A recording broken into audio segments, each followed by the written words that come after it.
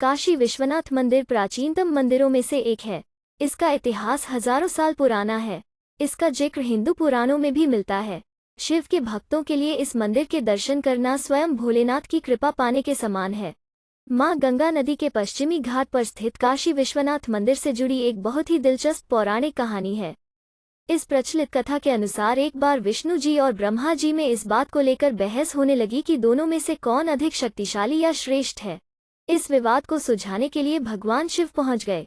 महादेव ने एक बहुत ही विशाल प्रकाश स्तंभ या कहा जाए कि एक ज्योतिर्लिंग का रूप धारण कर लिया। इसके पश्चात उन्होंने भगवान ब्रह्मा और श्रीहरि से इसके स्रोत और इसकी ऊंचाई का पता लगाने को कहा। इतना सुनते ही ब्रह्मा हंस पर सवार होकर आकाश की तरफ उड़कर स्तंभ के ऊपरी सिरे का पता लगाने के लिए चले जाते हैं। वहीं दूसरी तरफ भगवान विष्णु एक शूक का रूप धारण कर लेते हैं और पृथ्वी के अंदर उस स्तंभ के निचले सिरे की खोज में निकल पड़ते हैं। ऐसा कहा जाता है कि कई युगों तक दोनों इस खोज में लगे ही रह गए। अंत में भगवान विष्णु वापस आए और अपनी हार स्वीकार कर ली।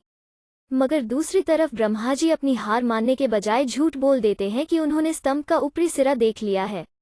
इस झूठ से क्रोधित होकर भगवान शिव ब्रह्मा जी को श्राप दे देते हैं कि कभी उनकी पूजा नहीं होगी। शायद यही वजह है कि ब्रह्मा की किसी मंदिर में पूजा नहीं की जाती है। माना जाता है कि इस स्तंभ की वजह से पृथ्वी पर जहां जहां से दिव्य प्रकाश निकला वो स्थान आगे चलकर 12 ज्योतिर्लिंग के रूप में पूजे गए। सभी 12 ज्योतिर्लिंगों की अपनी अलग विशेषता और खासियत है।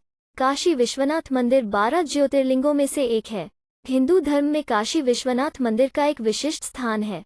ऐसा माना जाता है कि एक बार इस मंदिर के दर्शन करने और पवित्र गंगा नदी में डुबकी लगा लेने से मोक्ष की प्राप्ति होती है। ऐसा माना जाता है कि काशी नगरी महादेव के त्रिशूल की नोक पर टिकी हुई है। काशी नगरी को पाप नाशिनी बताया गया है। भोलेनाथ को यह स्थान इतना प्रिय है कि उन्होंने इसे अपनी राजधानी बनाई और स्वयं काशीनाथ बन